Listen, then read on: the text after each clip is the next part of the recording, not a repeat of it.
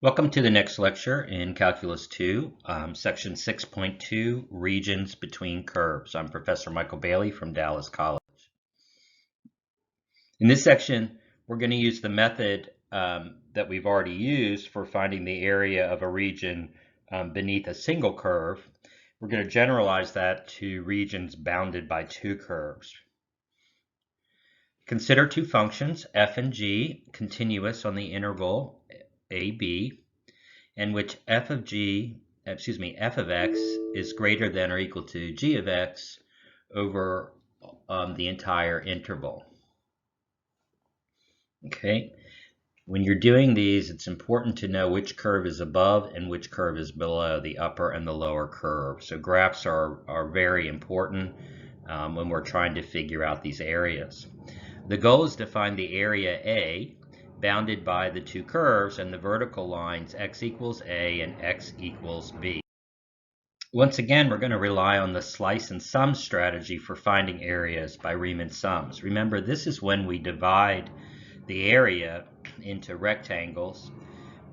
The interval AB is partitioned into n number of subintervals using uniformly spaced points separated by a distance of delta x, which is equal to b minus a over the number of rectangles, which is n.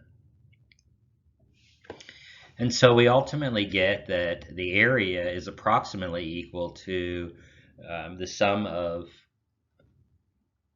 all of the rectangles of f of x minus g of x. So these are the rectangles. The height is f of x minus g of x, and then the width of each rectangle.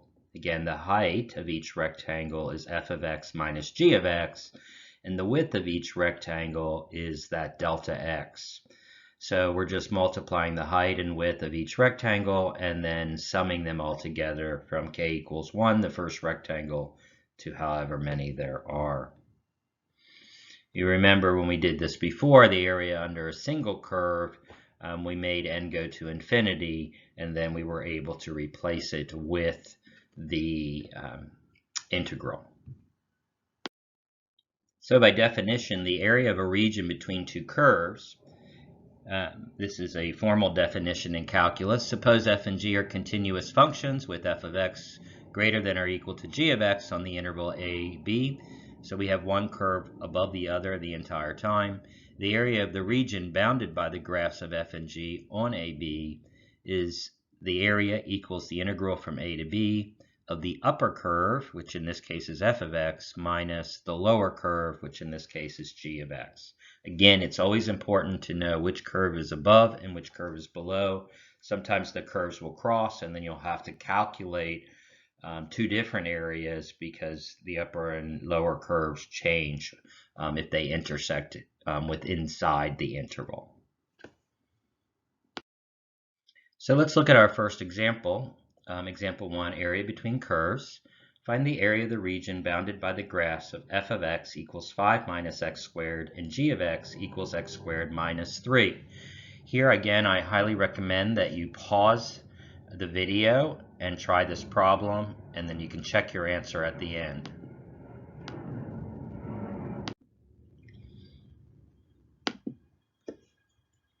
Notice this problem doesn't give any x values for a and b. And this is very typical. So in this case, we're not talking about this over a specific interval. We're talking about the area of the region bounded by the two graphs. In this case, we have to find where they intersect so that we can use those points as the interval. Here we can see a graph of the two functions, and we can see that they intersect at x equals -2 and x equals +2. So those are the values that we're going to use for our integral. And we can see that this upper graph, f of x equals 5 minus x squared, is above the lower graph, g of x, x squared minus 3, for the entire interval. So we only have one integral to solve for.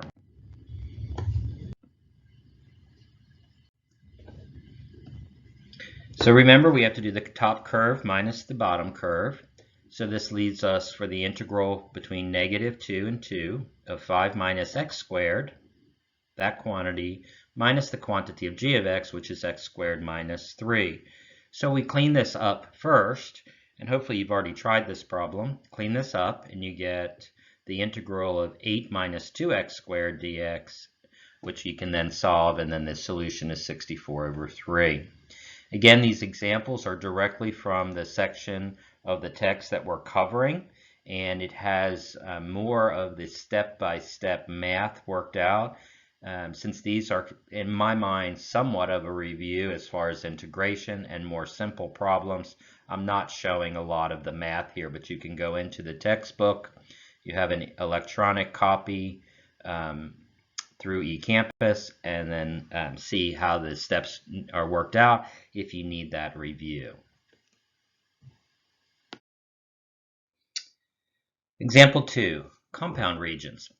Find the area of the region bounded by the graphs of f of x equals -x squared plus 3x plus 6 and g of x, which equals 2x. The absolute value of 2x. Try this problem. It's a little bit tricky, and see if you can do it on your own by hitting pause and try that. Here's a little clue. You're actually going to need to solve 2 integrals. Okay, hit pause, try it, and then come back. Notice the lower boundary of the region consists of 2 different branches of the absolute value function.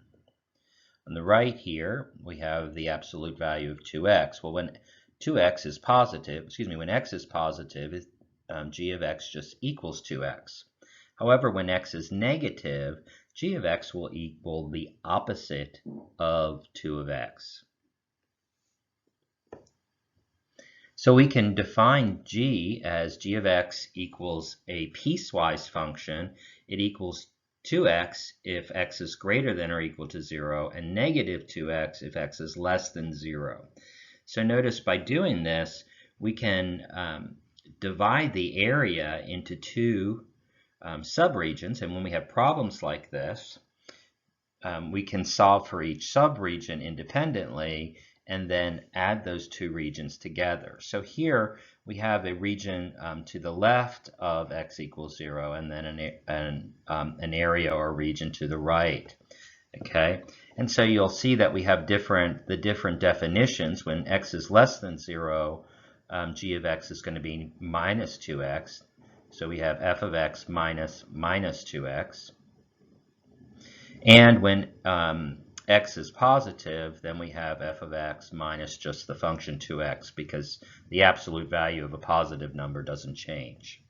Okay, so again, these are pretty straightforward. You want to simplify the derivative, the argument of the integral first. 3x minus 2x is plus 2x, so you get negative x squared plus 5x plus 6 integrated from -1 to 0. And then here we get x squared plus x. 3x minus 2x is just x. And so we get a final solution of 50/3. Again, if you want more details about the actual math and see kind of the steps walked through, and to check your work more completely, if you're having some problems, go to the text, section 6.2, example number 2.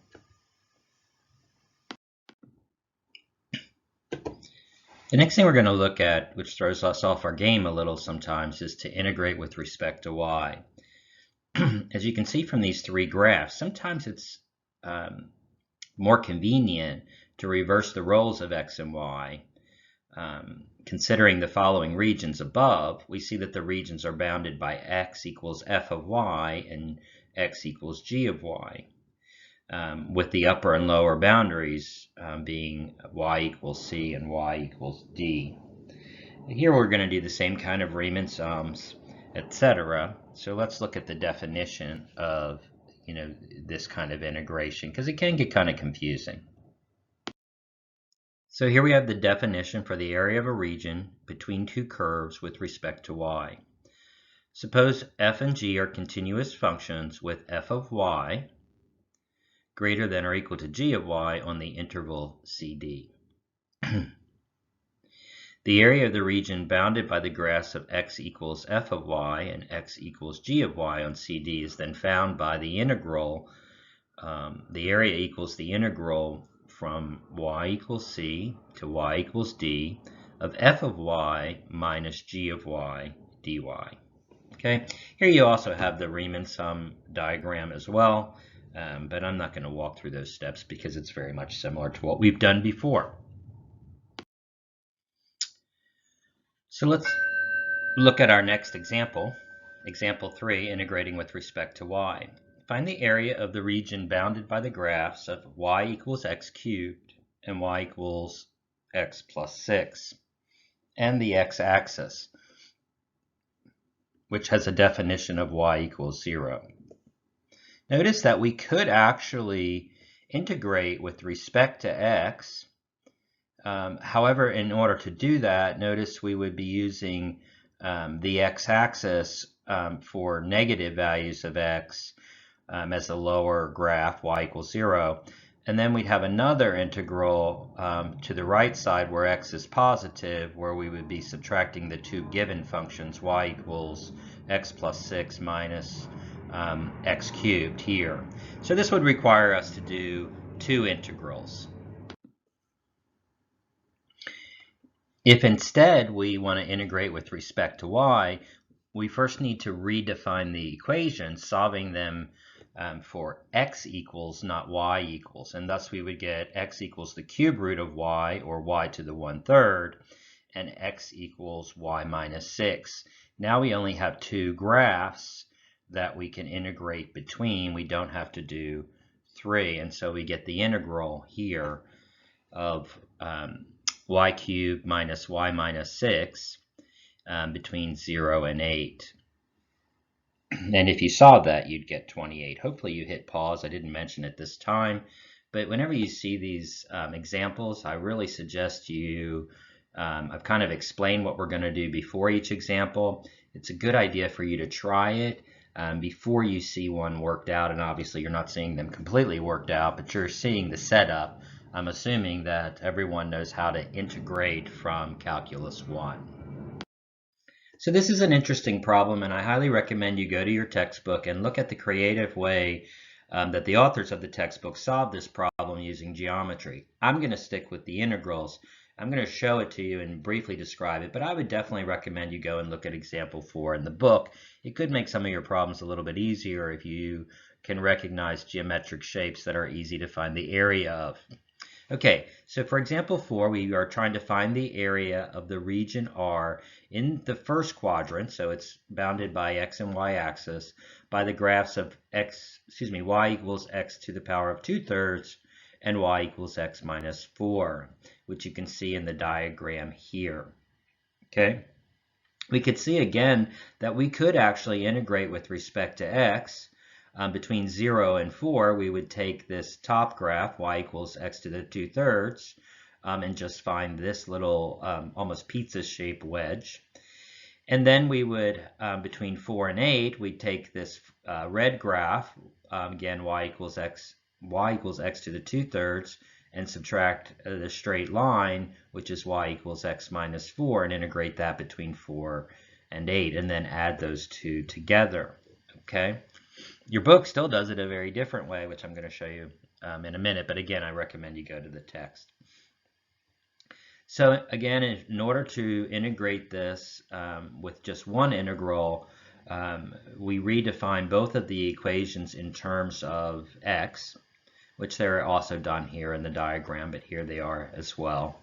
And then we take the integral from 0 to 4. Again, remember now we're using y values for the upper and lower limits of the integral. And we get the answer 56/5. Again, you can look in the text to see how the math is done, but these are straightforward integrals, simple rules. There's nothing complex about them, not yet anyway. And then here's the graph of the geometric way. So this is what we're looking for, this green region, or I don't know, pale blue or something, R in the top graph. So what they recognized, the authors of the book, is that, you know, if we took we found the area for the whole graph between 0 and 8 and the x-axis, we would get this area R1. And then we'd have this sliver that we need to cut out, which is a right triangle with length, or excuse me, base and height of 4. And remember, the area of a triangle is 1/2 base times height. So this little area is 8. So if we found this just by taking the integral from 0 to 8 of x to the 2/3, and then subtracting the number 8, which is the area of this right triangle, we could find it. It was clever. Anyway, that's the end of the lecture for 6.2. Again, I recommend strongly that you not do all of the problems in a section in one sitting, that you do either the odds or the evens and come back another day to do the other ones, so that you're practicing the concepts in multiple sittings over multiple days.